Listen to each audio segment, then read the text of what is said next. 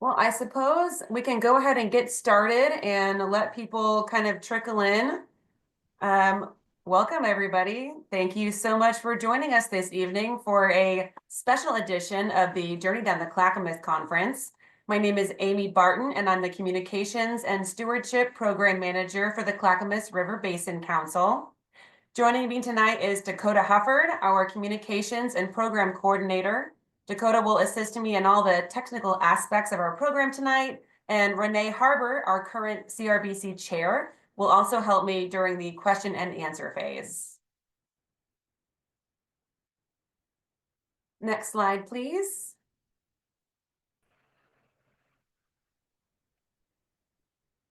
The Clackamas River Basin Council is a 501c3 nonprofit watershed council, and for almost 30 years, we've been invested in restoring and protecting the Clackamas River and its tributaries. We are guided by our mission to foster partnerships for clean water, to improve fish and wildlife habitat, and enhance the quality of life for those who live, work, and recreate within the Clackamas River Basin. We accomplish our mission through a variety of ways, including in-stream and riparian restoration projects, stewardship and education programs, water quality monitoring, and much more. And Dakota has a link that she can put in the chat to our website. And next slide, please. The Clackamas River Basin has been occupied by Native peoples for millennia. It is originally the territory of the Clackamas, Chinook, Molalla, Kalapuya, and other peoples, and is currently recognized as lands of the Confederated Tribes of the Grand Ronde and Confederated Tribes of the Warm Springs, and belongs to other Native peoples who may not be federally recognized. We thank those who came before us for their stewardship of these lands and waters, and those who continue to steward them now and into the future. We are gathered for this special edition of our Journey Down the Clackamas to learn in-depth information about the basin and its connections to Oregon as a whole, and to connect with each other so we can support our mutual efforts to protect and improve the Clackamas River and its tributaries, and to have some educational fun too. I'd like to share just a couple quick housekeeping items before I introduce our guest speakers. We would appreciate if you could please keep your microphones on mute, and you can also keep your cameras off if you like. That can help us save bandwidth for our presenters and reduce the carbon footprint of our meeting. We will have 4 presenters this evening with a Q&A after their presentations are all complete. You can please type your questions in the chat and we will select questions from there. However, if you have a long or complex question, please feel free to ask it in the audio at the end. And next, we will start our presentation this evening. Remember, please keep your microphones on mute. Your questions can go in the chat, and we'll answer all the questions at the end during the question and answer phase. And this webinar will extend till about 7:30. Okay. And with that, I'm excited to introduce our speakers this evening. Michael Krachta is a PhD student in the Earth, Environment, and Society program at Portland State University and a National Science Foundation Graduate Research Fellow. His research explores how climate and landscape variability interact to shape hydrology and water quality across multiple scales. His dissertation focuses on the hydrology of wetlands in the Upper Clackamas River Basin, examining their potential role in regulating stream temperatures. We also have Kara Anliff-Dunn. She's an aquatic ecologist with the Oregon Department of Fish and Wildlife. She has worked at the Corvallis Research Laboratory for 20 years on a variety of projects, including managing large-scale monitoring programs for coho salmon, modeling landscape associations between stream habitats and fish density, and developing status assessments for native game and non-game species. Currently, her focus is on temperature monitoring and modeling, and the effects of increasing temperatures on species physiology, ecology, and community composition.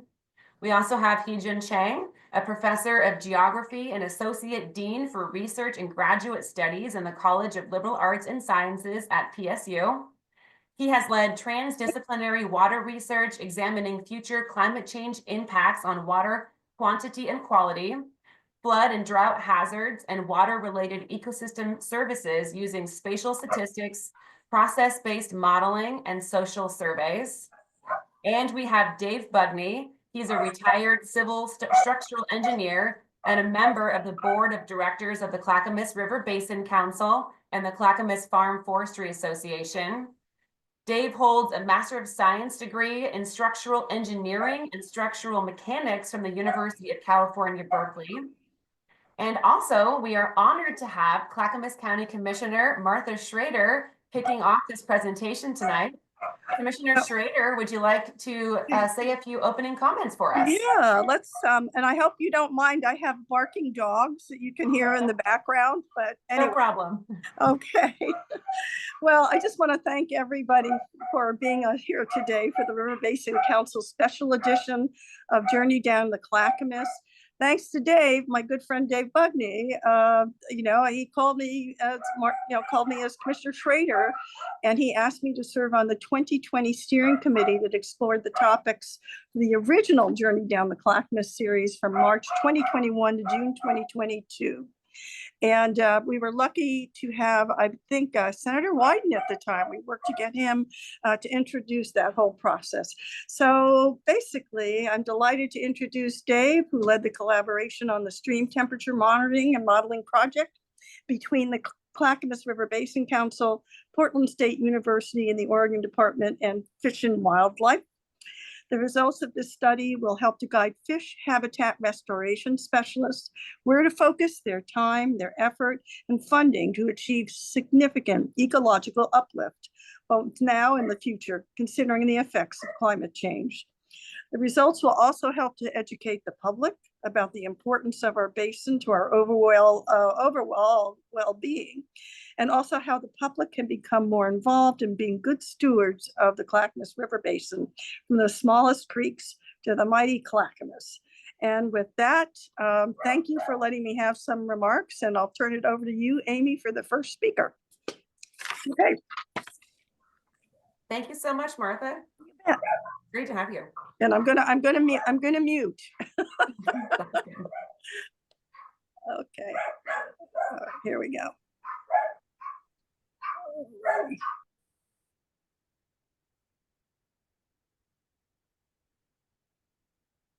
Hey, Amy, should I get started? Yes, please. Go ahead. Dakota, Okay. you want to let Dave share his screen? Hi, everybody. I'm Dave, past CRBC chair, and it's often said that great projects begin with a simple idea, and in this case, it was a conversation between two friends over several beers.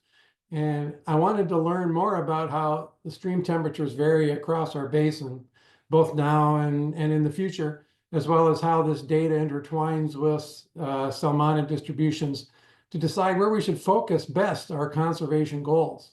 And so that small community science project endeavor evolved into this $130,000 multidisciplinary project involving, as we just talked about, Portland State and the Oregon Department of Fish and Wildlife, along with several other organizations, but dozens of generous private landowners who allowed access to the waters that flow through their properties.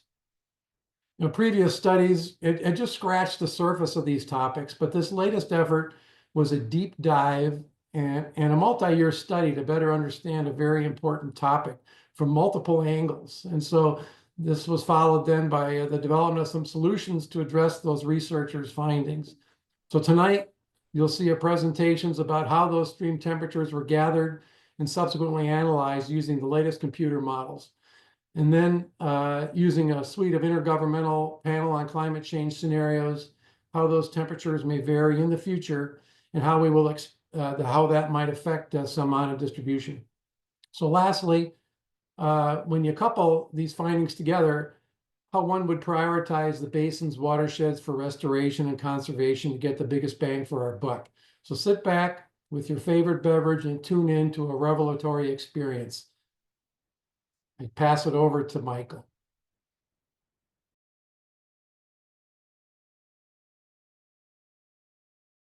Okay, good afternoon. So this is a map showing the wildfires that happened in 2020. So you can see the concerns about rising stream temperature and the impacts on salmon reach the critical point when those big fires happen. And then later, we have a heat dome event, which shattered temperature records, reaching as high as 116 Fahrenheit in Portland. So the image on your lower right shows a South Fork Clackamas River after riverside fire removed canopy shade, and the above image shows a salmon on the Columbia River experiencing heat stress during heat dome event in 2021. So after these events, we at PSU were approached by David Buckney and others who are concerned that this may be a glimpse of what we may expect in the future. And so we are interested in getting a local study funded looking at the future salmon viability using updated methods and the new data we collected. Next slide. So the left image show the intensive stream temperature data collected from 2021 and continued until 2024. It's a 3.5 years of effort. So this map shows the locations of stream temperature sensors deployed in 2023. And you see those different symbols represent different entities collecting stream temperature. So it's a multi-agency collaborative effort, as David Buckney said. And you can see on the upper right, so this photo shows Dave Buckney assembling all his sensors in 2021, and lower right, the Jack Williamson retrieving one of the sensors in the fall. So the huge effort pulling all these partners and data together. It's a truly collaborative effort. Next slide. So the first step in understanding what future stream temperature maybe was gathering all the stream temperature data collected in the basin. So you can see multiple different agencies like a PGE, U.S. Fish and U.S. Forest Service, U.S. Geological Survey, and Clackamas River Basin Council, and so forth. So they collected data dated back to early 1990s. So in total, we have 189 sampling sites across the basin between 1991 and 2023.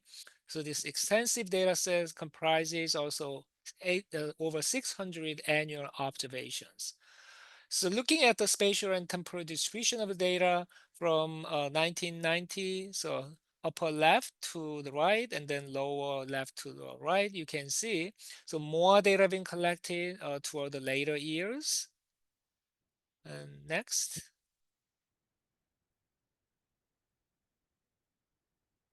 So this graph shows all individual monitoring stations. Each line represents the temperature profile in 2021, starting June until the end of September.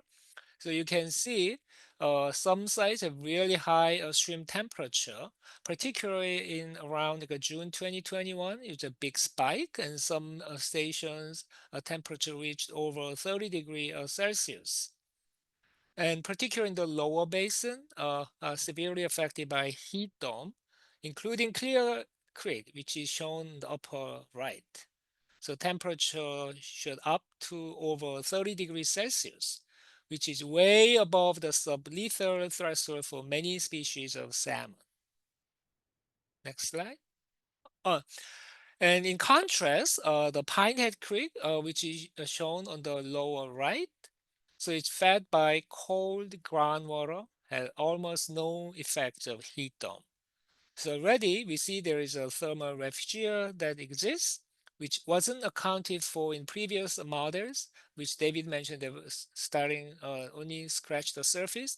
So this is a substantial improvement over the previous endeavor that was done for entire Pacific Northwest. Next slide. And geology matters. You can see the underlying geology has a strong moderating effect of stream flow and stream temperature in the upper Clackamas River Basin. For example, Kolashi sub-watershed, which is shown on the right figure in the bottom. So, which is a Western Cascade geology. This old geology and very erosive and dissected. And this is a surface dominant system versus Upper Clackamas, which is shown on the right. It's younger and more porous, high cascade volcanic rocks, and which contributes large amount of cold groundwater. So you can see on the left, there's a stark difference in terms of water colors during high flow event, and very murky the Kolawashi, which is fed by the surface water versus relatively transparent and clean in the upper Clackamas, which is not affected by surface runoff.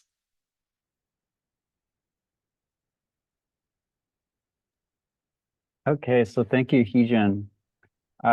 My first task in this project was to build a model that was capable of making reliable future stream temperature predictions for the basin. And the decision around the type of model to use for that objective, I think, is important to consider. There are a couple of main types of stream temperature models that are out there in the world. The first includes mechanistic models that simulate stream temperature through using energy balance equations of heat transfer through water, whereas statistical models rely more on empirical techniques to predict stream temperatures in unsampled locations.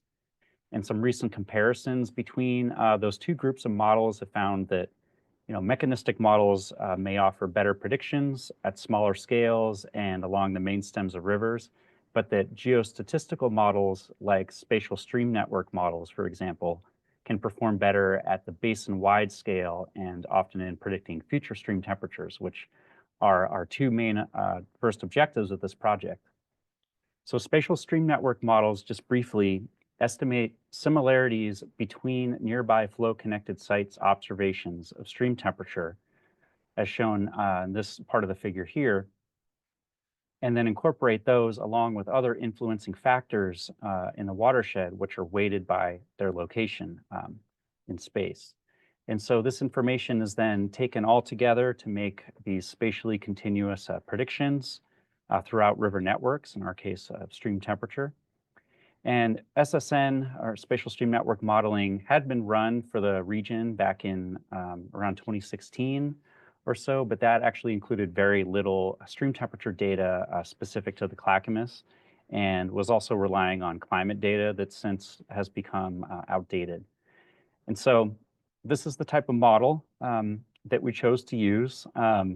And we focused with this model on deriving the maximum 7-day average of the daily maximum stream temperature. So the rolling average of maximum temperatures during the summer months, given that this is a commonly used regulatory metric and biological indicator for cold water species that really captures the cumulative effect of multiple days of high temperature on species physiology. And so after building an initial model, using the data that was collected during that first year of intensive monitoring back in 2021, we were able to publish our early findings, which really laid the foundation for our process of selecting the most appropriate variables influencing stream temperatures on the basin and determining what scales they were acting upon those temperatures. And so encourage folks to check that out.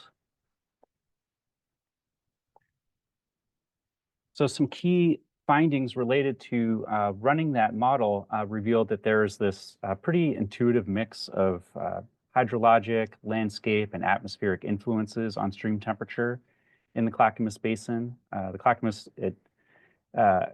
includes a mix of land covers from entirely forested in the upper basin down to rural, agricultural, and urbanized. And in general, areas of less forested land cover, either due to land use or some of the recent wildfires, typically exhibit higher stream temperatures. And as Heejun mentioned earlier, there are these areas of high cascades underlying geology on the basin, in particular in the upper Clackamas subwatershed, and then up in the Oak Grove Fork Clackamas River, that feature these large inputs of really cold groundwater. That adds a cooling effect all the way down to the main stem of the river. Also higher elevations. Observations are typically taken at creeks that have a steeper stream reach topography and lower air temperatures in general, each of which also contribute to cooling effects on streams. And during our study period, we found that the maximum summertime air temperatures were exhibiting this increasing trend from the early 90s through the 2020s, which was found to be a really key influence on stream temperatures and predicting those stream temperatures from year to year. So after compiling all of the data that we could find from 1991 to 2023, which was no small task, we were able to run our baseline model. And with that model, we performed a cross-validation, which revealed that the model performed pretty well, explaining about 92% of the variation of all the observed stream temperatures over the past 30 plus years. This plot here on the left is showing the relationship of the modeled stream temperature predictions versus the actual observed data. And you can see there's a pretty good linear relationship here. And we use this model then to make basin-wide predictions of stream temperature across all the sampled years from 1991 through 2023, which revealed this increasing trend of 0.03 degrees Celsius or 0.05 degrees Celsius per year on average. And our next step was to model future stream temperatures using the latest air temperature projections for the region, which hadn't been used in modeling on the basin previously. So for this, we used outputs from 3 different climate models that represented a low, a medium, and a high range of air temperature projections for the Pacific Northwest, and took a mean of those models. Each of those models also included a mid-century and end-of-century time periods, and also included lower and high emissions scenarios. And this figure here on the right is showing how air temperature was modeled spatially across the basin during the end of the 20th century versus the end of the 21st century under one of those high emissions scenarios. And so now these are the mean distributions of stream temperature predictions across those various scenarios and time periods, with the basin-wide mean values here on the left, and then the mean increases from those baseline temperatures here on the right in Celsius and degrees Fahrenheit. And so you can see, looking at this, there's a shift toward warmer temperatures across these scenarios and time periods. You'll also notice that these distributions feature these 2 distinct peaks, which are representing the separation between the cooler upper basin stream reaches and then the warmer lower basin reaches. And if you look really closely, you'll also notice that the peaks are sort of slowly drifting apart from one another as we sort of move forward in time and across these different scenarios. And that's an indicator of the fact that, according to this model, the stream reaches that are currently already relatively warm are projected to warm slightly faster than the ones that are currently relatively cold. And we can also assess this change spatially on the basin. So this is looking at the present day modeled mean annual values of stream temperature on the left. Moving forward in the future, we can see into the mid-century under the low emission scenario, I should say, we can see that there's some warming occurring, in particular down in the lower basin is especially noticeable. Again, these are areas of lower gradient, older, less porous geology, less forested land cover. And skipping ahead into the late century, under the high emission scenario, we can see additional warming occurring basin-wide. Again, the lower basin is standing out here, despite air temperatures actually being modeled to rise slightly faster in some of the upper parts of the basin relative to the lower basin. You'll also notice that we'll see some significant warming occurring in some of the tributaries in the middle Clackamas, like Fish Creek and the Kallawash River and Hot Springs Fork as well. And you know what this is showing us is really a more of a varied thermal landscape than what was previously modeled for the basin under programs like the Norwest Stream Temperature Modeling Program from the Forest Service that had previously been run for the region. Our model indicates temperatures rising to become warmer in the lower basin, but remain cooler in some parts of the upper basin than what was previously modeled, which is pretty interesting and has some real implications also for cold water species that I'll now turn it over to Kara to discuss. Thank you, Michael. So in the Clackamas, there are salmonid species in the main stem and tributaries year-round, representing different life stages and life histories.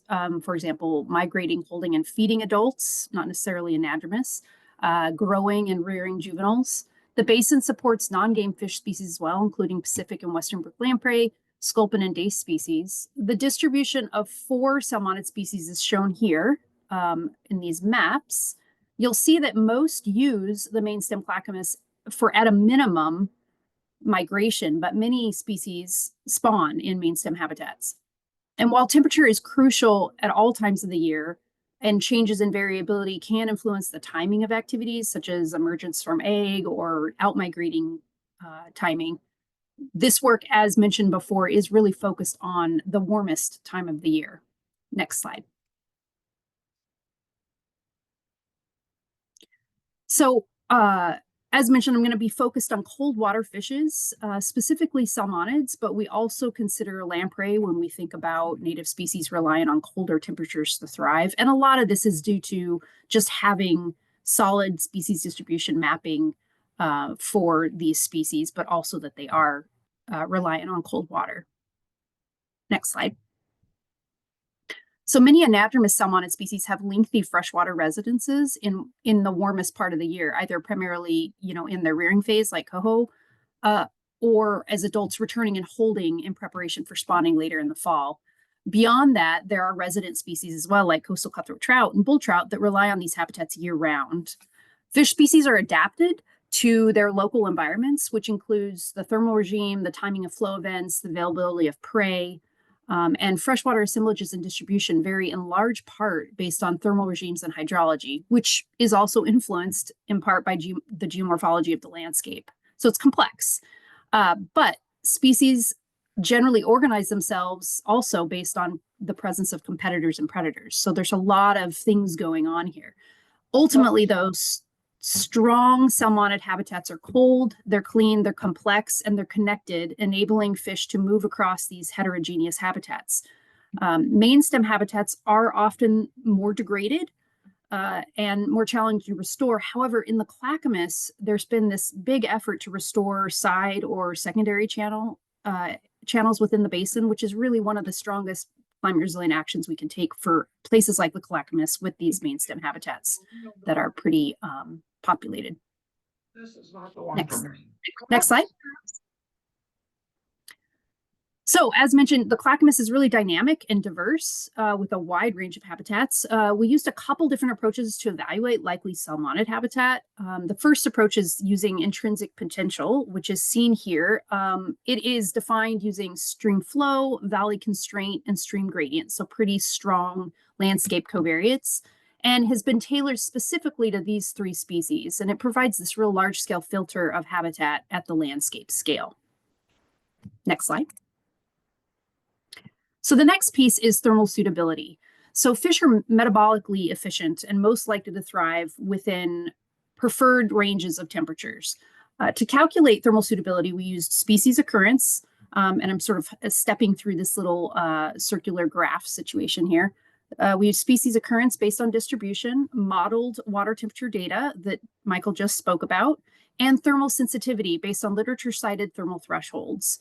We used minimum, maximum, and sublethal values to define sort of this optimal range and construct the suitability curves by guild. And the guilds were identified by US EPA, and they're highlighted here. So we have the char guild, which in the Clackamas includes bull trout, the cold water guild, which includes many species in the Clackamas, which is really cool. And then the moderate guild, which doesn't actually includes red band and Lahontan. So that's not in the Clackamas Basin.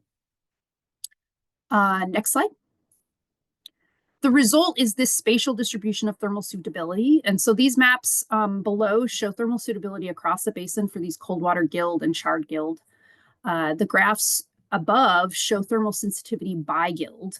The relationship between temperature and physiology is complex. And we do not have nuanced thermal tolerance values for every single species at every location yet, but we need to make decisions now. And so we generalize what we see here. So performance can sort of be thought of as the probability that a fish will have energy to thrive based on temperature conditions. So a 0 doesn't necessarily mean that they will not occur. It just reflects the resilient nature of those places relative to salmonids and their thermal needs. We generalize this performance, as I mentioned, using literature-cited data across species within a guild. And then we also aggregated across all guilds and when there were multiple present, and we weighted, more sensitive species like bull trout. Lastly, we did also accounted for locations above the distribution of salmonids to account for suitability that might be above barriers or that's contributing cold water below. Next slide. So we used the two approaches to highlight the range of suitable conditions relative to landscape condition and temperature. And because we cannot restore everything, as Dave Bugney mentioned, this really gives us a roadmap on how we can sort of prioritize our limited resources. And so these maps highlight steelhead, and here's the present day. The next is mid-century, you can sort of see, and late century, see how thermal suitability changes sort of through time. You can see that the tributaries will retain higher suitability going into the future, and the lower basin and main stem reaches are predicted to see warmer conditions going forward, which makes that work that is being done to reconnect side channels and develop these side channel areas really important going into the future. Great, thank you, Kara. So using all of our model outputs that we've talked about so far, what we wanted to do next was prioritize subwatersheds on the basin. So these are Huck 12s, if folks are familiar with those, for either conservation or restoration focus, given their persistence of both physical and thermal habitat into the future. And so this is taking into account all of our species of distributions of interest of coho, Chinook, steelhead, bull trout, as well as the lengths of high intrinsic potential habitat, and thermal suitability of those species, resulting in the scores that are depicted on this map. And so we can see, similar to the other map series, how these scores change over time and across different scenarios, with some pretty clear clustering standing out in some of these middle to upper subwatersheds in the basin. And we have up here ranked the top 5, the names of the top 5 subwatersheds that were identified using this process. And so, these are areas that from a conservation perspective are going to be really important to pay attention to moving forward.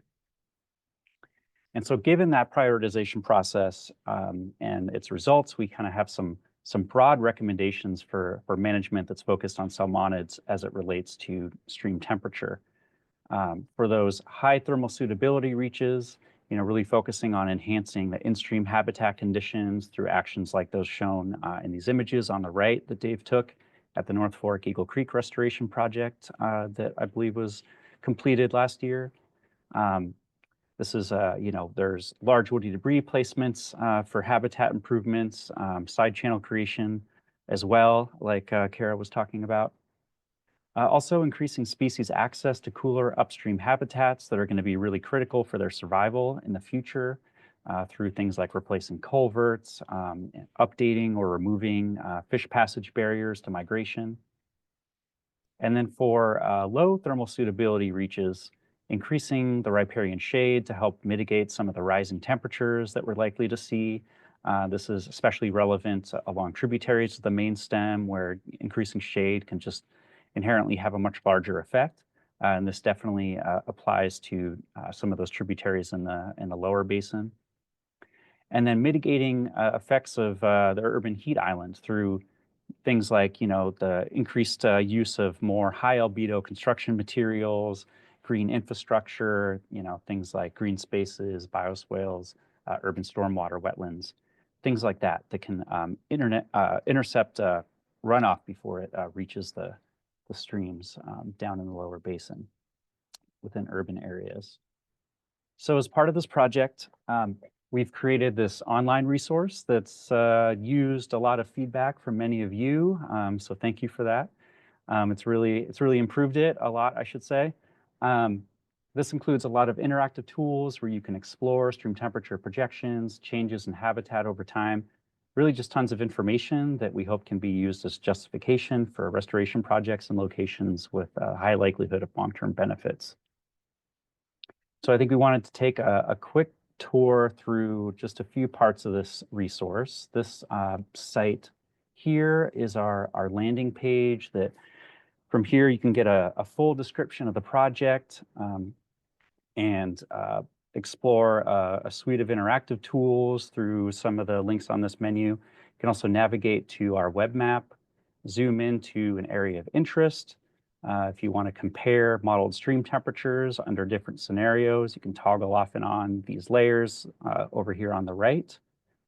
If you're more interested in the relative stream temperature change in terms of which areas are predicted to change more than others, you can also look at things that way and toggle off and on the layers of the relative stream temperature change under future scenarios and time periods. We also have thermal suitability metrics mapped for all of our species of interest under all of our different scenarios and time periods and species. And as well as high intrinsic potential habitat mapped for Chinook, coho, and steelhead, just shown there. And salmonid occurrence, so species distribution. And then bringing it all together here, we have the areas of high intrinsic potential habitat for each species that's accessible and the thermal suitability of those areas across these different scenarios that you can explore as well. And we have this, again, Chinook, coho, and steelhead. Some other features include subwatershed delineations, land cover types, if folks are interested in that. And then we have a modified fish passage barrier layer from ODFW. Oops, I think I might have skipped forward here on accident. So this is, oh.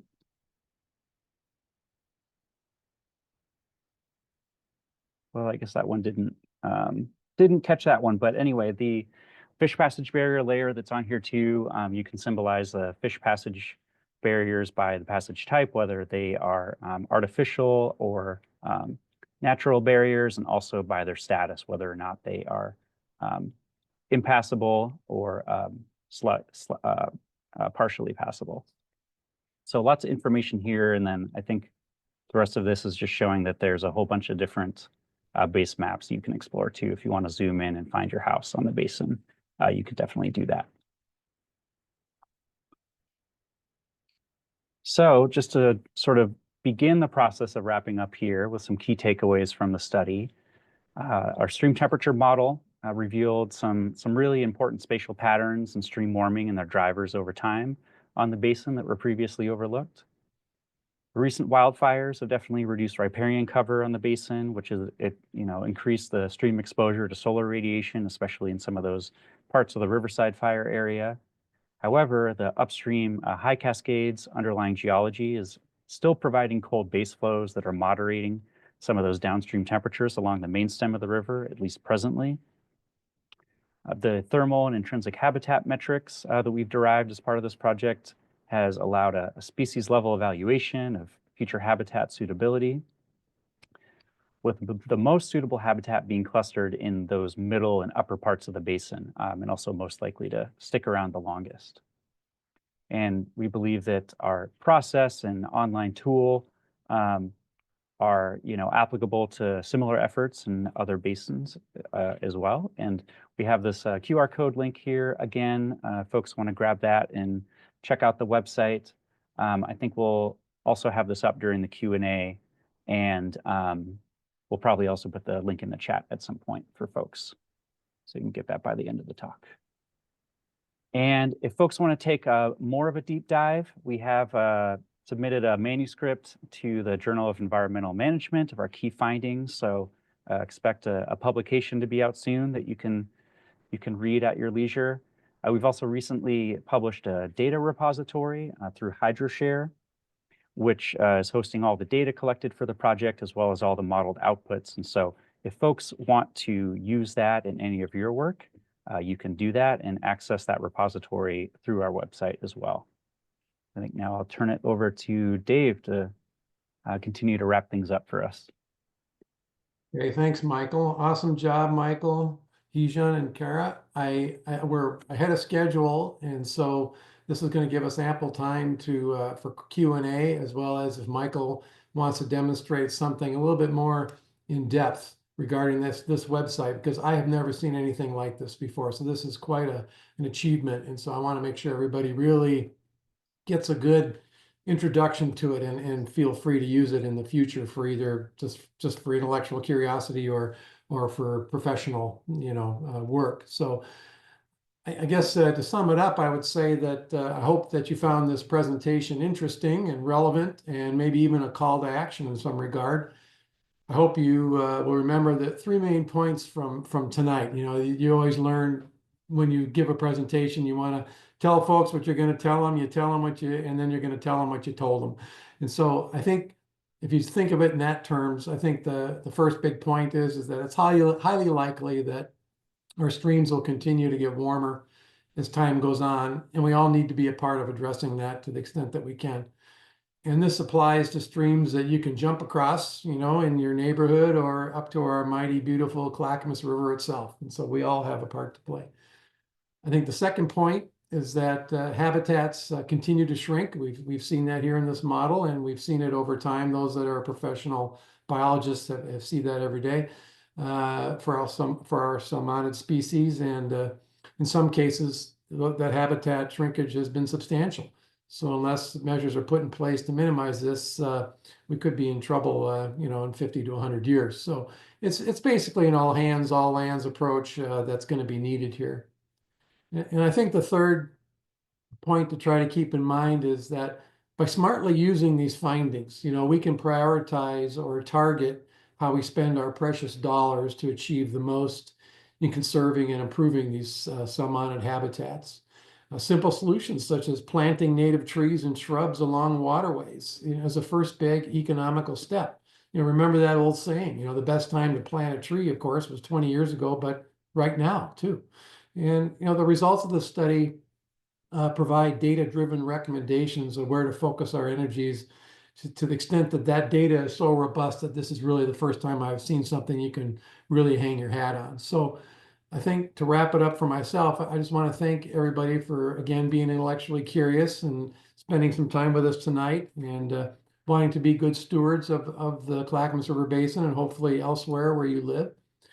And I hope to see you out along our streams, enjoying their beauty, sticking some trees and shrubs in the ground, and keeping forests as forests. So please consider perusing the first of its kind interactive website that PSU has developed here, created for both the public and for experienced stream restoration practitioners. So with that, I turn it back to Amy.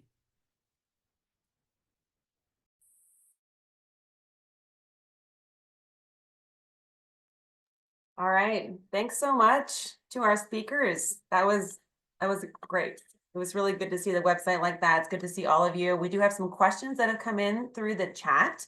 But I see that Amy has her hand up. So Amy, if you want to go ahead and get us started, that would be great. Sorry, I'm kind of in the dark here, but thanks for your presentation. I'm the watershed restoration manager for the Watershed Council to the north of the Clackamas Basin Council. And we have a fairly extensive temperature monitoring program. And I've been trying to wrap my head around, we do a yearly annual analysis, but I'm trying to wrap my head around what a long-term analysis looks like as far as trends in climate change. And so I had a few kind of specific questions and then a more general question. My first one was, what was the time frame that you used when you were calculating your average 7-day daily average maximum temperature? Was it like July to August? Was it June to September? What was that time frame?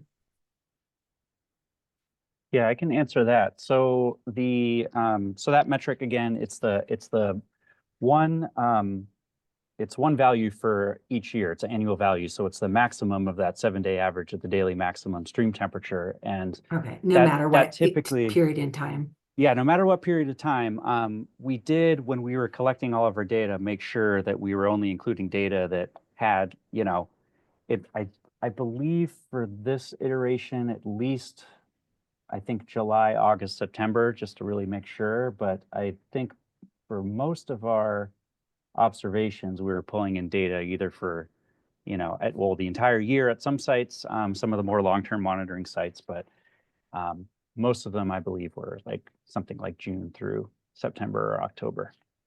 And then did you look at the number of days that you were seeing exceedances over DEQ standards? You know, we've been thinking a lot about daily maximums, but I also think, you know, an issue for species recovery is the fact that it's sustained for more and more days, longer periods of exceedances. So just curious on your thoughts on that.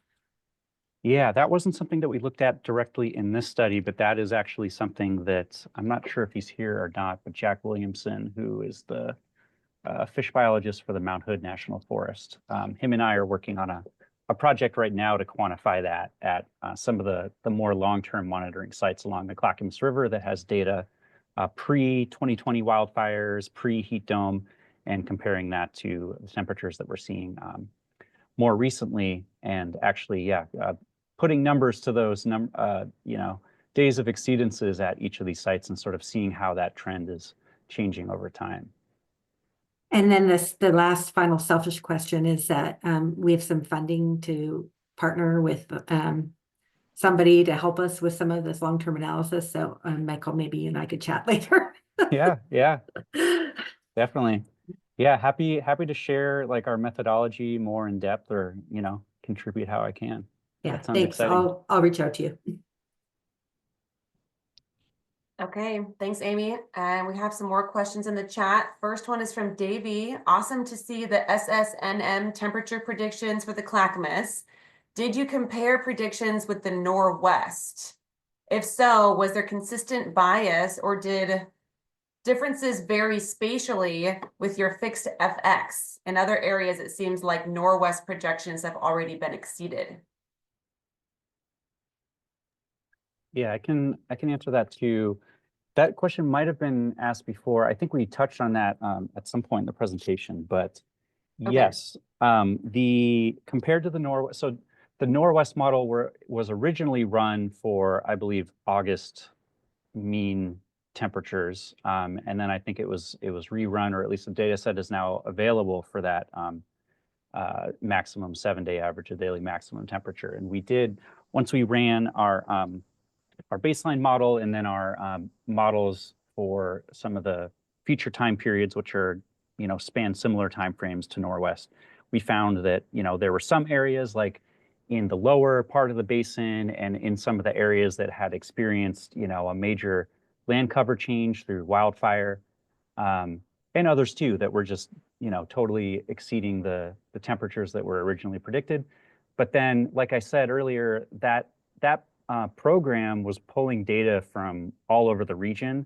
And in terms of the data that it was using for the Clackamas River Basin, it was really only a few data points, and it wasn't really capturing the full thermal variability of that basin in terms of, you know, which areas had stronger groundwater contributions versus others, and just the general variability in temperatures throughout the year. And so there were also areas in our model that are predicted to be more resilient to changes in air temperatures moving forward than what was originally predicted with Norwest, which is really great.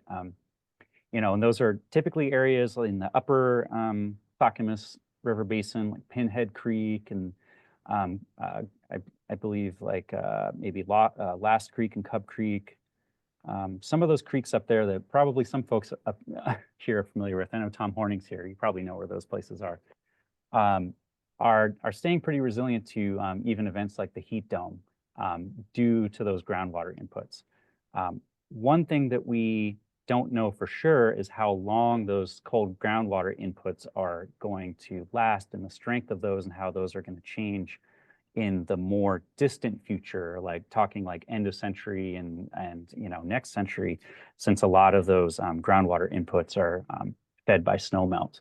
And so we don't necessarily know the full residence time or have a full understanding of how long those cold groundwater inputs are going to be able to hold out. But we hope it's a long time, and it's definitely an area of additional future research that's really ripe. So hopefully that gets at the original question. And I can probably elaborate a little bit in terms of comparing the Northwest with our study. So the data we use are different from what the old model did. So they used an older, my understanding was August 2011, just 1 year of summer temperature data versus we use more latest temperature data. The other difference would be the climate change scenarios. So their model is based on old IPCC, Intergovernmental Panel for Climate Change data, versus we use the latest, the 6th IPCC assessment.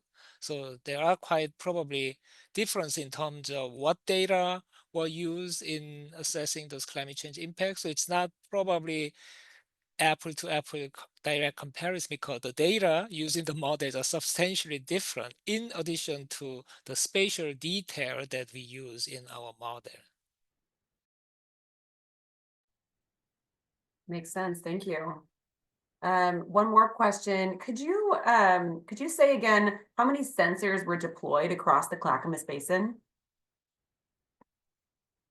Yes. So over the past 3 years, there's been a huge effort that's mainly been spearheaded by Dave, but also several others, probably some of which are on this call, who contributed data as well.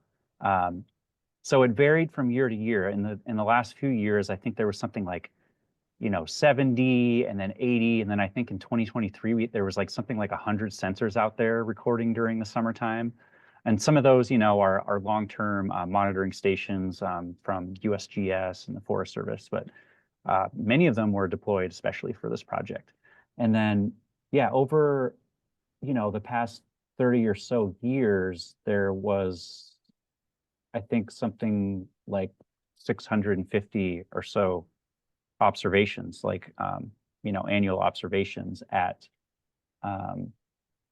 over 150 or maybe closer to 200 spatially unique sites. So really, really a lot of data. And it was, again, yeah, it was no small effort pulling all that together. Oregon has a central location for stream temperature data through the DEQ water quality portal, but a lot of the data that we found wasn't actually uploaded to that. So there is a need to consolidate this data, or at least for folks to upload it to the DEQ portal who haven't. Yeah, so that's, hopefully that gets at that question. Definitely a team effort. We have another question. How long can fish tolerate inhospitable temperatures on their way to a more hospitable habitat? I can try and field that one. There's a lot of context there. So what we're finding is there are a lot of small thermal refuge habitats that we don't see and we can't necessarily measure or monitor because they're tiny. So I think there's a lot of that potential in the Clackamas, certainly. And so that provides a huge reprieve when they're migrating or out migrating, through the main stem Clackamas, which is generally where they're going to encounter these high inhospitable temperatures. We also have found that fish get huge recovery at night when temperatures cool off. So metabolically that, sort of repairs cells and repairs any sort of physiological damage that may have occurred if they've encountered really, really warm temperatures that have caused some serious metabolic constraints. So it's not a really straightforward answer. Chronic chronically warm temperatures, fish will really struggle and they will likely take a hit and may not survive. But generally, fish are pretty darn resilient, and they can find those places that are cooler that we can't see.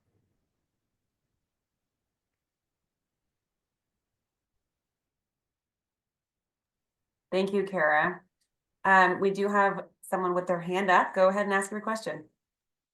Hello, my name is Flynn Delaney. I'm with the Tillamook Estuaries Partnership out on the Oregon coast. And we have started 2 years ago a long-term monitoring program, like that larger effort of trying to get stream temperature. And you mentioned earlier your sample size was around 650. If someone's trying to do this for their own reach or region, is that kind of the sample size we should be shooting for? Or obviously it's going to vary for a lot of reasons, but what factors go into understanding the sample size so we know, when could we try to replicate something like this? Yeah, you definitely don't need that many observations. Well, I guess I should say it depends on what you're trying to do. We were trying to pull as much data together as possible so we could really create that long-term trend. So we could have a better, reliability of our future climate projections in our models. But if you are just trying to get a snapshot of your basin over the course of a few years, or fit like a baseline model that maybe you could collect some more data and keep adding to and run a climate model off of that later, you don't need that many sensors. I don't know if there's necessarily like a specific number, but the most important thing I think to consider is, along with the stream temperature data itself, the model is really pulling from all these other watershed attributes in making its predictions. And so you really want to make sure when you're deploying your sensors that you're capturing as much variability across all of the influences that you think are the most important on stream temperature in your watershed. And so, if you have an area that has a, urban, agricultural, forested land cover, you want to make sure you're getting samples in all of those different places. Elevation is usually a really important aspect of all of this, and so you want to make sure you're getting a full range of elevations or as much as possible, things like that. And then, other than that, there was a paper that came out a few years back that talked a little bit more in detail about the placement of sensors for spatial stream network modeling, specifically in terms of making sure to get observations that are near confluences, just because of the way that the model is constructed. The splits in the stream network and data that's collected upstream and downstream can really affect the predictions. And so I'll try to dig that up and put it in the chat or send it to you if I can't find it right now. Yeah, that'd be great. I plan on reaching out in the future. So thank you. So just elaborate what Michael said. So depending on the goal of your study and the kind of research questions that what you're interested in looking at, and spatial stream network model is a more data hungry model. So you do need a lot of spatial differences. If your basin is relatively homogeneous, you may not need that model. You may need other conventional statistical model. Let's say you're interested in looking at pre-restoration and post-restoration, and compare very hot year, relatively normal or cold year. So there are other techniques you can use if you do not have many observations. But if your basin is large and complex and you have varying conditions, and that's where the spatial stream network model may be appropriate. That's great. Thank you so much. Yeah. Our watersheds are much smaller on the coast, so we might be able to get away with less data. So that's great. Thank you. Good question, Flynn. Okay, we have another question in the chat. To what extent can stream restoration and mitigation in high thermal suitability reaches mitigate stream temp changes due to climate change? Do you want to hear that again? So we have Yes. not done this, right? So this is just probably future potential project if you are thinking about additional restoration endeavors and to what extent those restoration or other measures can help improve the thermal condition. There are some literature, but for this particular study, we have not incorporated those restoration or human management of landscape. I would just say from a generally speaking,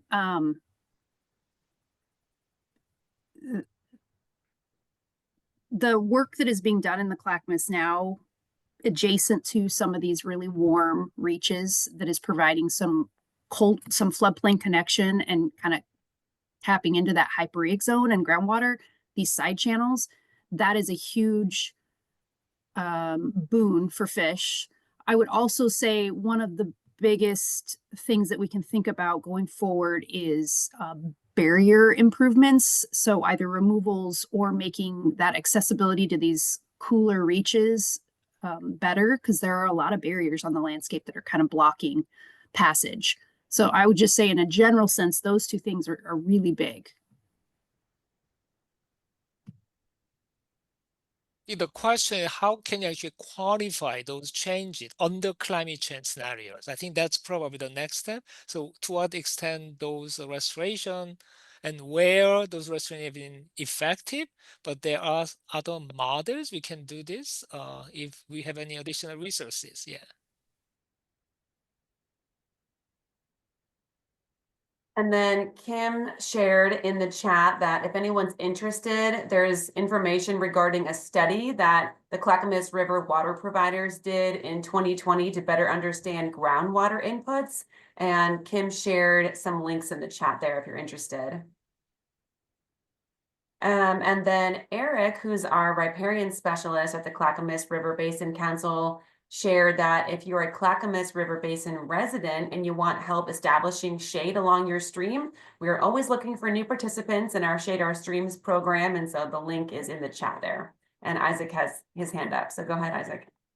Yeah, so Isaac Sanders, I'm our restoration program manager, and yeah, I've been leading a lot of that effort to tap into, cool water habitats in the lower basin, and some of the small tributaries that come in definitely provide, sort of micro habitats.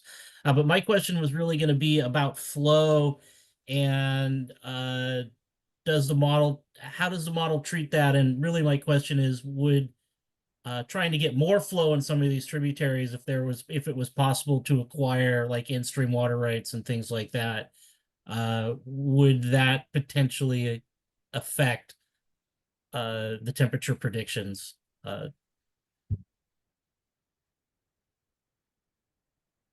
Yeah, so I would think that it would.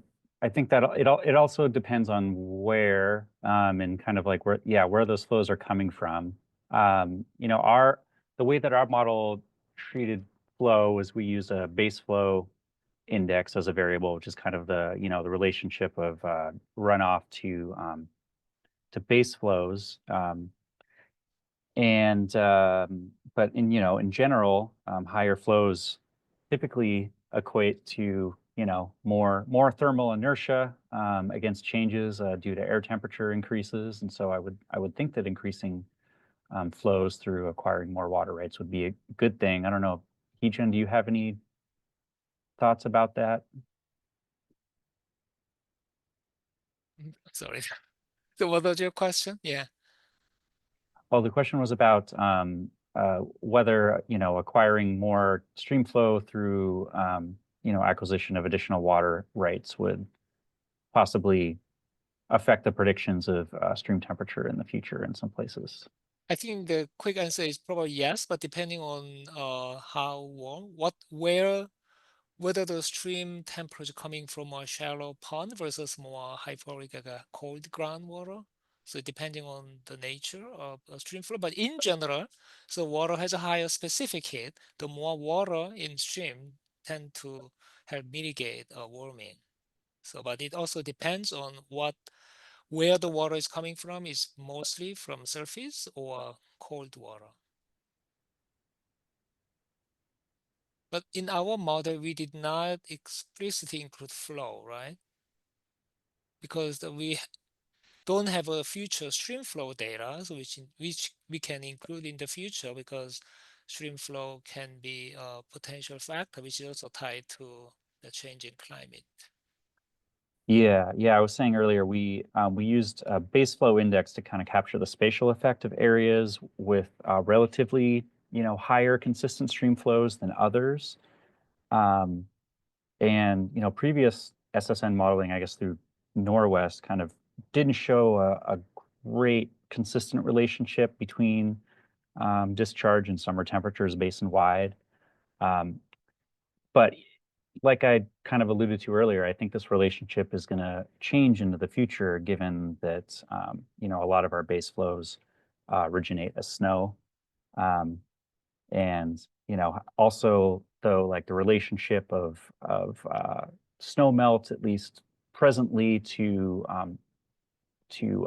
summer maximum temperatures is a little bit of a gray area. Whether or not those temperatures are maybe outside of like the snow kind of antecedent window is an unknown. So this is definitely an area of more research and fine tuning and adaptive management moving forward.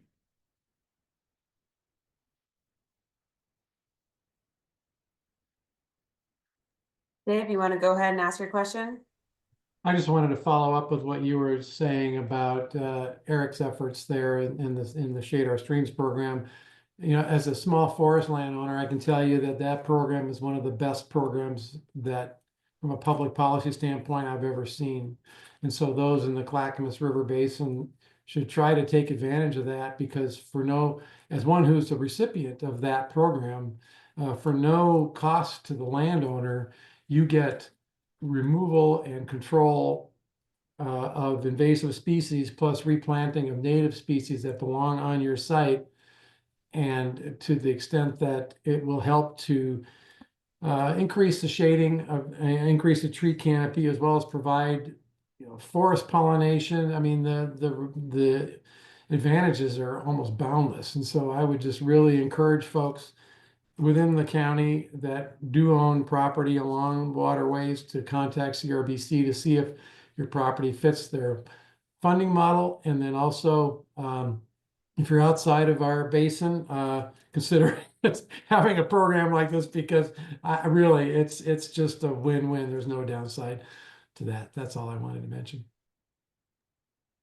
Thanks, Dave. And I don't see any more questions, but we have some more resources in the chat.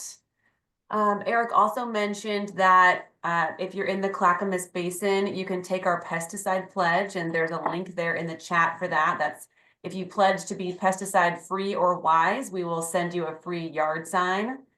And Kim also shared a link to some work that the Clackamas River water providers did to understand agriculture water rights in the Clackamas watershed. So if you're interested, that link is there in the chat for you too.